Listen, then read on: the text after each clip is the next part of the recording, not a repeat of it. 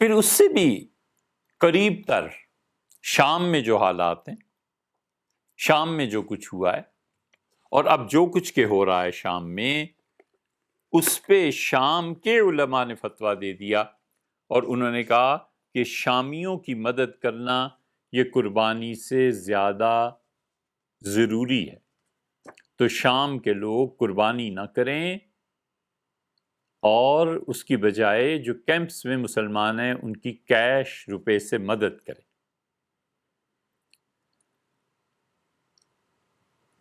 لیکن گرچہ چھوٹی ہے ذات بکری کی، دل کو لگتی ہے بات بکری کی۔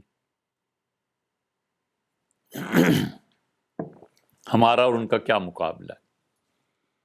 لیکن یہ فتویٰ اصولی طور پر غلط ہے، یہ نہیں کیا جا سکتا۔ ہندوستان میں ہم کیوں اتنا قربانی پہ زور دے رہے ہیں کہ ہندوستان میں اگر مسلمانوں اور ان کے ساتھ مشرکین کا مقابلہ تھا، تو اب ہمارا مقابلہ ملحدین کے ساتھ ہے۔ اکابر نے اسی لیے فتویٰ دیا تھا کہ قربانی کو قائم رکھنا، تاکہ مسلمانوں کی ایک شان و شوکت کا، ایک عظمت کا، ایک اللہ کے ساتھ تعلق کا، اسلام کے ایک بہت بڑے شاعر میں سے ایک کا احیا رہے، ایک زندہ رہے ایک چیز، بچے سیکھیں، اگلی نسلیں دیکھیں۔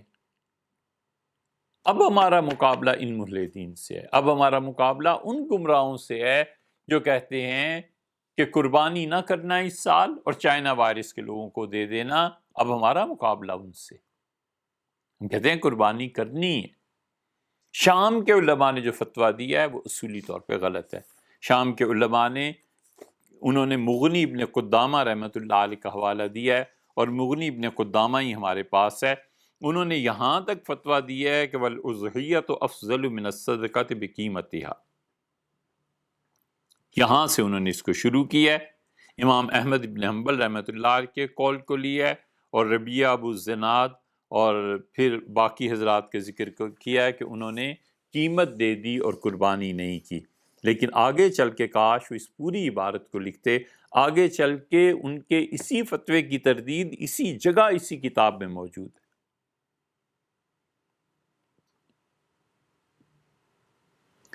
کہتے ہیں کہ ان النبی صلی اللہ علیہ وسلم، حضور اقدس صلی اللہ علیہ وسلم نے قربانی کا جانور ذبح کیا، والخلفاء بعدہ، اور خلفائے کرام رضی اللہ عنہ نے بھی ان کے بعد قربانی کو جاری رکھا۔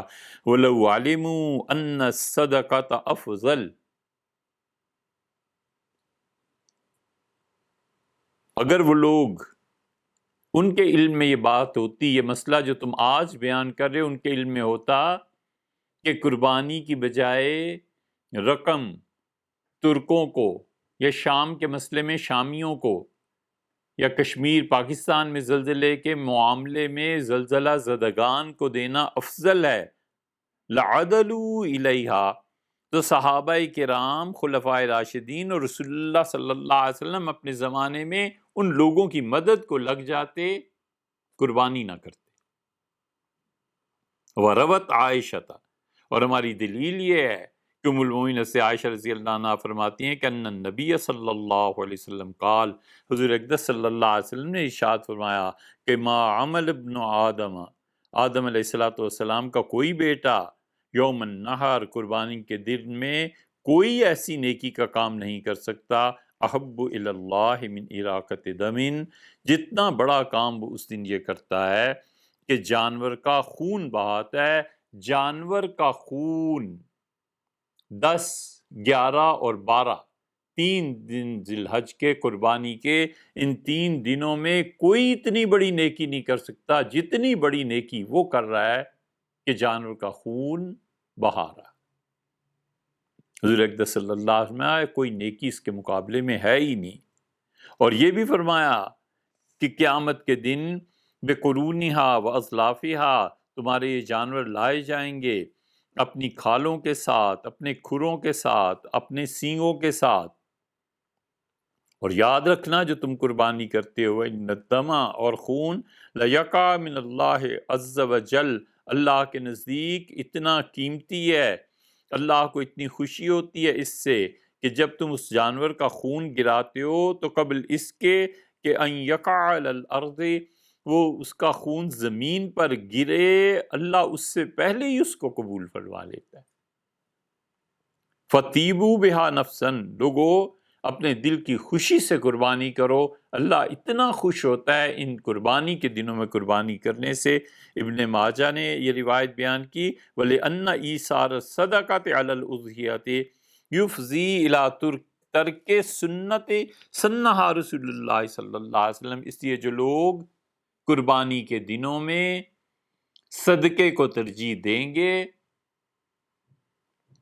چائنا وائرس والوں کی مدد کرنا، ترکوں کی مدد کرنا، شامیوں کی مدد کرنا، وہ کیا کریں گے؟ کہتے ہیں کہ صدقہ کرنا اور صدقے کو ترجیح دینا قربانی پہ، یہ آہستہ آہستہ اس طرف کو تمہیں لے جائے گا کہ تم اس سنت کو چھوڑ دو گے، سنہا رسول اللہ صلی اللہ علیہ وسلم، جو حضور اقدس صلی اللہ علیہ وسلم نے قائم کی ہے۔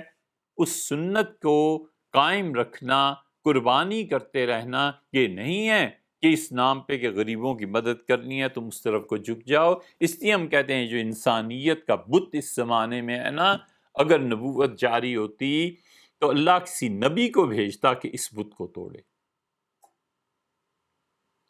صرف ایک قربانی رہ گئی ہے جس کو ترک کر کے یہ پیسہ چائنا وائرس کے لوگوں کو دینا ہے۔ موبائل کیوں نہ بیچ دیں؟ یہ جو 1-1 لاکھ کے 2-2 لاکھ کے موبائل رکھے ہوئے ہیں، بھیا اس کو بیچ کے کیوں نہیں مسلمانوں کی مدد کرتے؟ اس کو کرو نا۔ یہ جو 4-4 اور 5-5 گاڑیاں رکھی ہوئی ہیں، اس میں ایک آدھ گاڑی بیچ دیجئے۔ گاڑی کا رکھنا زیادہ ضروری ہے یا مسلمانوں کا مدد کرنا زیادہ ضروری ہے؟ یہ جو ہر کمرے میں اے سی لگا ہوا ہے، 2-4 اے سی گھر سے نکال کر بیچ دیجئے، چائنا وائرس تو اس سے زیادہ خطرناک ہے۔ اس طرف نہیں آتے۔ ہمیشہ زد پڑتی ہے تو اسلام کے شاعر پہ، ہمیشہ زد پڑتی ہے تو اسلام میں، اس کو اس طرح کر دو، اس کو کیوں کر دو بھئی؟ آخری بات آپ سے عرض کریں، فتوے کے معاملے میں سب سے اچھی بات امام سرخسی رحمۃ اللہ علیہ نے لکھی۔ امام سرخسی رحمۃ اللہ علیہ نے امام محمد رحمۃ اللہ علیہ کی کتابوں پہ بہت کام کیا ہے۔ یہ مبسوط ان کی ہے شرح، اور کمال کا کام کیا ہے۔ مبسوط کی یہ 11ویں جلد ہے، اور بالکل ٹھیک اس مسئلے پہ بحث کی ہے کہ قربانی کی جائے یا مسلمانوں کو جب پیسے کی ضرورت پیش آ جائے، کوئی ایمرجنسی آ جائے تو اس میں پیسہ صدقے کے طور پہ دے دیا جائے۔ تو کہتے ہیں کہ والاضحیہ، اور جانوروں کی قربانی کرنا، احب الیہ، مجھے زیادہ اچھا لگتا ہے بجائے اس کے کہ ہم اتنی قیمت کو اللہ کی راہ میں صدقہ کر دیں۔ کمال کی بات ہے یہ۔ 10,000 کا دمبا ملتا ہے تو 10,000 روپے صدقہ کر دیں قربانی کے دنوں میں، اس سے بہتر یہ ہے کہ اس کو ذبح کیا جائے۔ اس سے مراد یہ ہے کہ قربانی کے دنوں میں، اس لیے کہ قربانی کے دنوں میں آدمی سب سے زیادہ اللہ کا قرب جو حاصل کرتا ہے، اراقۃ الدم، وہ خون بہانے سے، خالص صرف اور صرف حق اللہ تعالی، یہ اللہ کا حق بنتا ہے۔ دیکھا آپ نے کیسی نکتے کی بات انہوں نے کی؟ انہوں نے کہا قربانی کے دنوں میں جانور کا خون بہانا یہ خالص اللہ کا حق ہے، انسانوں کا کوئی حق اس میں نہیں۔ اللہ کے حق کو ساکت کرتے ہو۔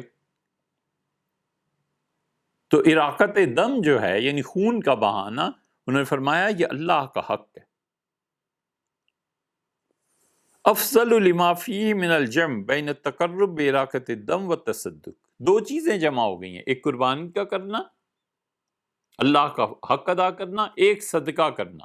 وہ کہتے ہیں صدقہ تو تم سارے سال میں کبھی بھی کرو، اللہ تمہیں ثواب دے گا، لیکن یہ دن ایسے ہیں قربانی کے کہ اللہ کا قرب بإراقۃ الدم، خون بہانے کے علاوہ حاصل ہی نہیں کیا جا سکتا الا فی هذه الایام فکان افضل۔ یہ جو قربانی کے دن ہیں ان میں خون بہانے سے ہی، جانور کو ذبح کرنے ہی سے اللہ کا قرب تمہیں ملے گا۔ ان دنوں میں صدقہ بھی کرو گے تو اللہ کا وہ قرب نہیں ملے گا، کیونکہ اللہ کا خاص حق ہے، اس خاص حق کو ادا کرو۔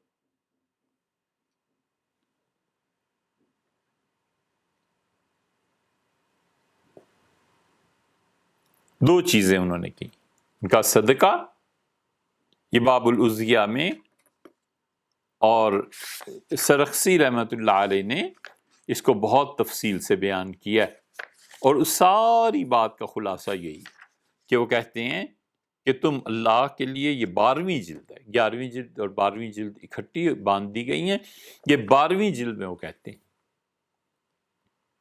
اب آپ سمجھیں کہ کیوں ہم قربانی پہ زور دیتے ہیں۔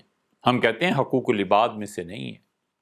یہ جو زلزلہ آ گیا، یہ جو چائنا وائرس نے تباہی پھیلائی، آپ ذرا فتوے کی روح سے غور کریں، کیا ہر ایک شخص کا خیال کرنا یہ ہمارا فرض بنتا ہے؟ یہ حقوق العباد میں سے، اس کی کوئی حیثیت تو ہونی چاہیے نا۔ بعض جگہ پہ فرض بنتا ہے، بعض جگہ پہ نہیں بنتا۔ لیکن ان قربانی کے دنوں میں یہ اللہ کا حق ہے، وہ نہیں مارنا چاہیے۔ اللہ کا حق مارنے کی اتنی آسانی سے اجازت دے دینا، یہ کوئی اچھی بات نہیں ہے۔ اس لیے جو کوئی بھی حالات ہیں، اس قربانی کے چھوڑنے کی اجازت نہیں دی جا سکتی، وہ ترکوں کا چندہ ہو، شامیوں کا قضیہ ہو، کشمیر کے مسلمانوں کے لیے اس وقت مدد کی ضرورت ہو، یا آج چائنا وائرس سے متاثر خاندانوں کی مدد کی ضرورت ہو، قربانی کو نہیں چھوڑا جا سکتا۔ وہ اللہ کا حق ہے، وہ ہر مسلمان کو ادا کرنا چاہیے۔